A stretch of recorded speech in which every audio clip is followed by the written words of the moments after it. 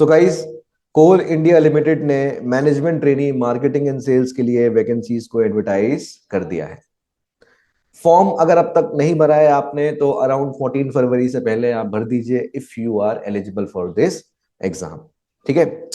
Human apparatus ने already इस exam के लिए जो कोर्स है वो लॉन्च कर दिया है, including paper 1 and paper 2 and 100% coverage. उसकी जो डिटेल्स है वो इस वेबसाइट पे जाके आप ले सकते हैं। आप हमसे डायरेक्टली कॉल कर सकते हैं और कनेक्ट करके अपनी सारी जानकारी ले सकते हैं। आज के इस वीडियो में बात करने वाले हैं कट ऑफ की। ठीक है, कि आखिर वो टारगेटेड स्कोर क्या हम अपने दिमाग में रखें। ठीक है, जो कि ये डिसाइड करेगा कि हमारे एफर्ट्स कितने लगने चाहिए इस एग्जाम के लिए। ठीक है। अब गाइस, सिलेबस बहुत सारा है, पेपर 2 भी है, पेपर 1 भी है। क्या प्रायोरिटी रखी जाए, क्या किया जाए, टाइम मैनेजमेंट कैसे किया जाए, यही सारी बातें हम आज ना करने वाले हैं और एक थोड़ा सा कट ऑफ समझते हैं। ठीक है। तो कट ऑफ जो है, हम रैंडम कोई नंबर नहीं निकालते हैं। हम क्या करते हैं कि पास्ट में जो हुआ थोड़ा सा उसको देखते हैं और कंपेयर करते हैं कि इस बार का क्या प्रिडिक्शन उसके लिए हो सकता है। ठीक है। तो शुरू करते हैं अपने इस डिस्कशन को। एंड मार्केटिंग एंड सेल्स की बात कर रहे हैं हम, तो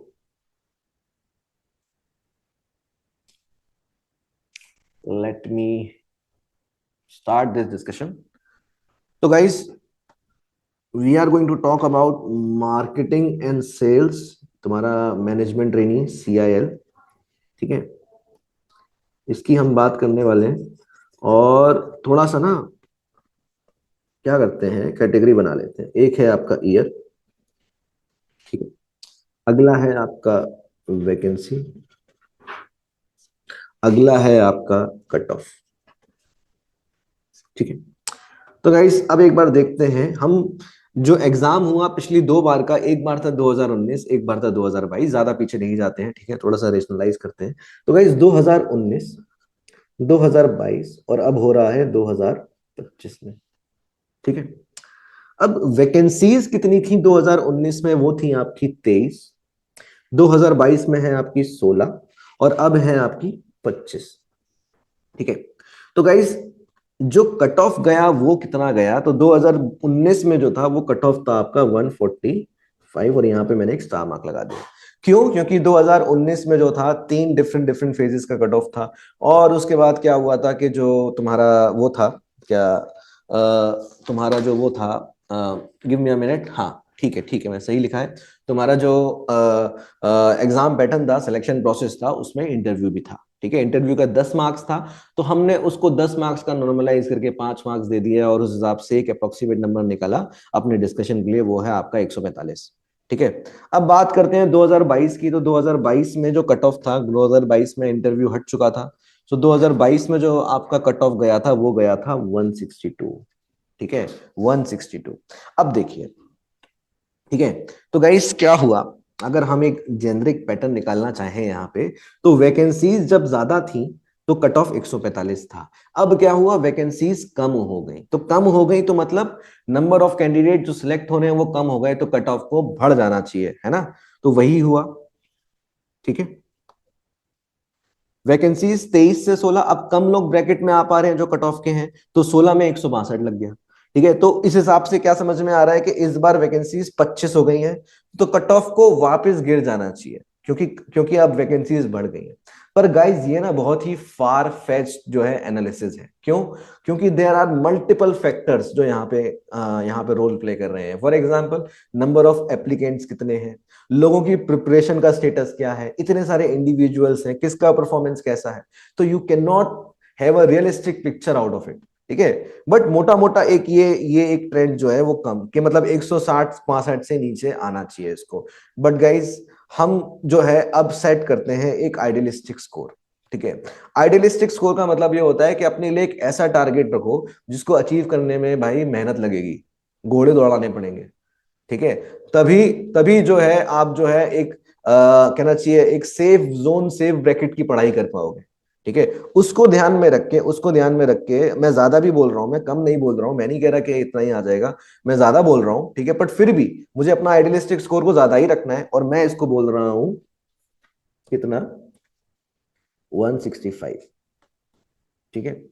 मैं समझता हूँ कई लोगों की भावना होगी कि अरे कट ऑफ तो गिर जाना चाहिए और ये होना चाहिए वो होना चाहिए, पर गाइस कमी स्कोर को अगर तुम टारगेट करने के लिए पढ़ाई करने लगे तो कितनी अच्छी पढ़ाई होगी एज कंपेयर टू कि ज्यादा स्कोर के टारगेट के हिसाब से करो। होगा क्या, ये तो कोई भी नहीं जानता, ना हम जानते हैं ना आप जानते हैं, फ्यूचर वाले जानते हैं। ठीक है, तो गाइस ये हमारा रैशनाले है इस हाई कट ऑफ के लिए। ठीक है, और इसके अलावा कोई ज्ञान हम यहाँ पे और डिस्कस नहीं कर पाएंगे कि भाई ऐसा हो जाएगा वैसा हो जाएगा, this is what we feel. ठीक है, अब बात करते हैं कि भाई 165 रख लिया, ठीक है, तो गाइस 165 को लाने के लिए अपनी पढ़ाई को किस तरीके से स्ट्रेटेजिकली मैं अरेंज कर सकता हूं, प्रायोरिटाइज कर सकता हूं, उसकी बात करते हैं। क्योंकि गाइस सिलेबस बहुत ज्यादा है। पेपर वन में 4 टॉपिक हैं, वो भी अपने आप में पूरे पूरे सब्जेक्ट्स हैं। पेपर टू तो आपका डोमेन नॉलेज है ही। तो कैसे इस टाइम में मैं प्रायोरिटाइज करूं। एक और बात मैं आपको बता दूं, पिछली 2 बार से केवल 2 ही महीने का समय मिला था।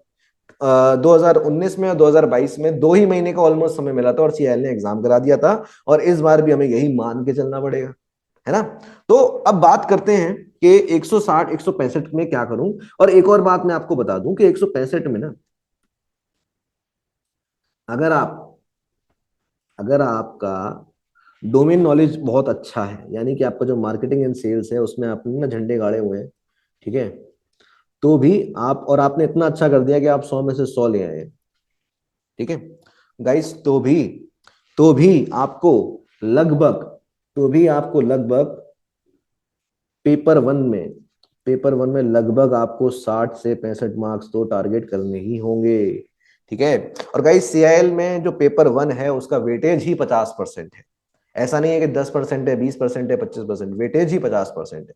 ठीक है, तो पेपर वन में आपको इतने टारगेट करने होंगे। एंड अब बात आ जाती है प्रायोरिटी की, आखिर में क्या प्रायोरिटी सेट करूं इन सब बातों को जान के। तो गाइस पहली बात तो पेपर वन में आपको क्या क्या पढ़ना होगा। पेपर वन में आपको पढ़ना होगा क्वांट, तुम्हारा एलआर, लॉजिकल रीजनिंग, तुम्हारा जनरल इंग्लिश, और तुम्हारा जनरल अवेयरनेस या फिर जीके, जनरल नॉलेज। ठीक है, इसकी बात कर लेते हैं। तो अब थोड़ा सा कोशिश करते हैं प्रायोरिटी सेट करने की, and need some space here. ठीक है, तो गाइज सबसे पहली प्रायोरिटी जो हमारे हिसाब से मिलनी चाहिए, वो मिलनी चाहिए डोमेन नॉलेज को। ठीक है, क्यों? क्योंकि सबसे पहली बात, ये आपका स्ट्रॉन्ग पोर्शन है, इसकी पढ़ाई आपने पहले एक वजह से कर रखी है। और जो आपने पढ़ रखा है, अगर उसका सवाल सही नहीं हुआ तो गाइज ये तो बहुत ही गलत हो जाएगा। जो भी आपने पढ़ रखा है उसको पहले आपको बहुत अच्छे से रिवाइज करना है, इन द टर्म्स ऑफ कि वो गलत ना हो। ठीक है, वो गलत ना हो। और उसको भी आपको ना ऐसे नहीं करना है कि आप पूरा पढ़ने बैठ गए, आपको मिशन मोड में पढ़ाई करनी होगी। क्योंकि 2 ही महीने का लगभग समय है, as per the past circumstances, as per the past data. ठीक है, मिशन मोड में आपको पढ़ाई करनी होगी, जिसका मतलब है कि गाइस जितना हो सके उतने प्रैक्टिस क्वेश्चंस पे जोर दीजिए, जितना हो सके प्रैक्टिस क्वेश्चंस पे जोर दीजिए। हाँ, अब प्रैक्टिस क्वेश्चन करते करते किसी भी टॉपिक में अटक रहे हैं तो उसके लिए पढ़ाई कर लीजिए। ठीक है, तो जैसे कि अगर आप पढ़ रहे हैं, आपने पढ़ा अपना क्या कहते हैं कंज्यूमर बिहेवियर पढ़ रहे हैं या कुछ पढ़ रहे हैं, और यू फील कि मुझे ये पढ़ना पड़ेगा, तो गाइस अब इस टॉपिक की पढ़ाई कर लीजिए। ठीक है, और उसके लिए भी ये मत करिए कि कॉटलर की किताब का पूरा 50 पन्ने का चैप्टर पढ़ लिया।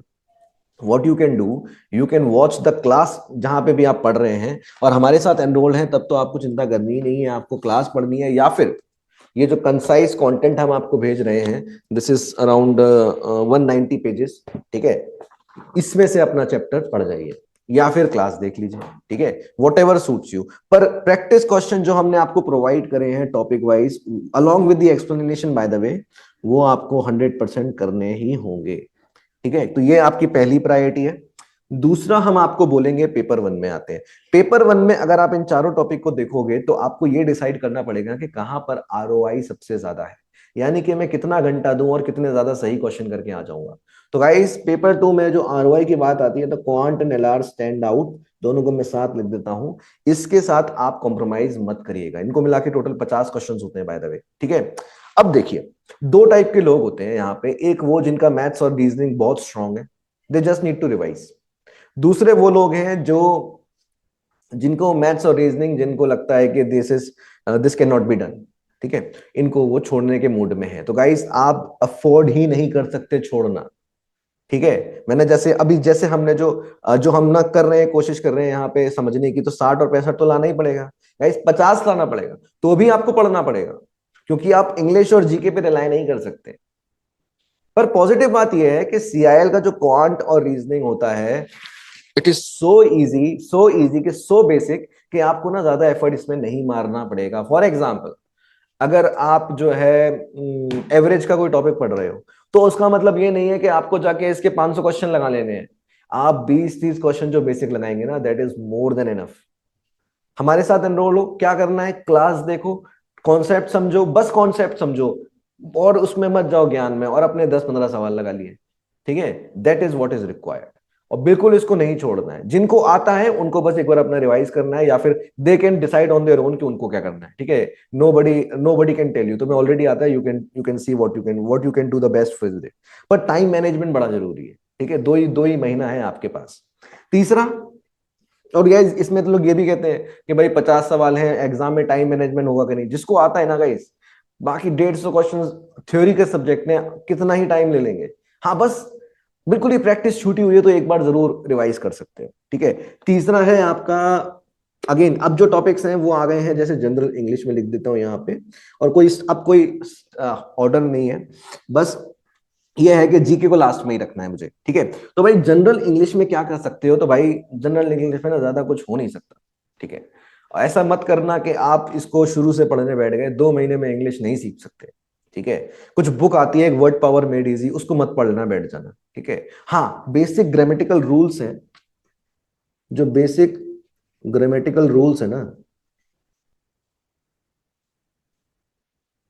उनसे आप जरूर गो थ्रू कर दीजिए, उनको सारा अपना देख लीजिए, and that is more than enough, ठीक है। मोर देन इनफ है बेसिक ग्रामेटिकल रूल्स पढ़ना है इसमें, ठीक है। तो ये हो गया जनरल इंग्लिश। अब है आखिरी आपका जनरल अवेयरनेस और जनरल नॉलेज, ठीक है। अब जनरल अवेयरनेस और जनरल नॉलेज को हम दो भागों में बांट सकते हैं, एक होता है आपका स्टैटिक, दूसरा है आपका करंट, ठीक है। स्टैटिक में क्या हो गया आपका, पॉलिटी हो गया, आपका ज्योग्राफी हो गया, आपका इकोनॉमी हो गया, आपका कहना चाहिए कि जो हिस्ट्री हो गया, और करंट अफेयर्स तो करंट अफेयर्स है ही। तो गाइस पहली बात तो जो जीके और जीए की प्रायोरिटी है ना, वो लीस्ट प्रायोरिटी है, ठीक है। दिस इज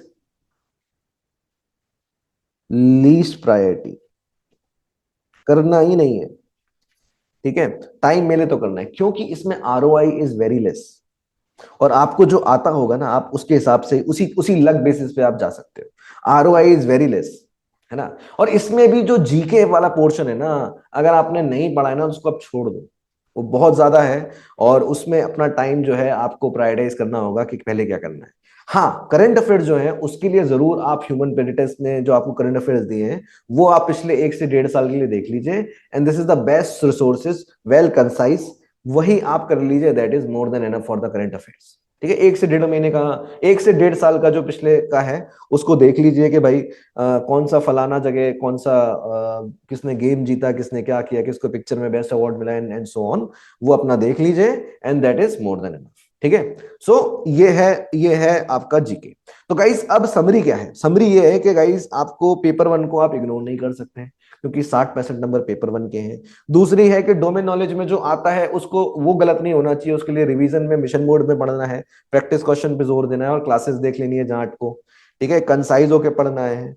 तीसरा भाई क्वांट एंड एलआर जो बेसिक्स हैं उसको अपने ठीक कर लीजिए, क्योंकि बहुत बड़ा मौका आप छोड़ दोगे, ठीक है। एंड देन इंग्लिश और जीके तो फिर हमने जो है, मैंने आपको कुछ बताई दिया, आप लोग भी समझदार लोग हैं, अपने हिसाब से प्लान बना सकते हैं। 2 महीने का समय है, थोड़ा सा टाइम मैनेजमेंट जो है यहाँ पे प्रायोरिटाइज करना ही पड़ेगा, और there is nothing you can do except this. अच्छी बात इस एग्जाम की एक और है कि कोई इंटरव्यू नहीं होता, बस रिटर्न पे फोकस करिए और आपके पास पीएसयू की बढ़िया नौकरी, ठीक है। बाकी हमारी टीम से जुड़ने के लिए, हमारी टीम से कोई भी जानकारी जानने के लिए, नीचे जो नंबर आ रहा है, फ्लैश हो रहा है, इस पे तुरंत कॉल करिए, and you can also take 1 day free trial of human peritus learning management system, and you can see from your self कि कैसे आप हमारे संग एग्जाम की तैयारी करोगे। All the best.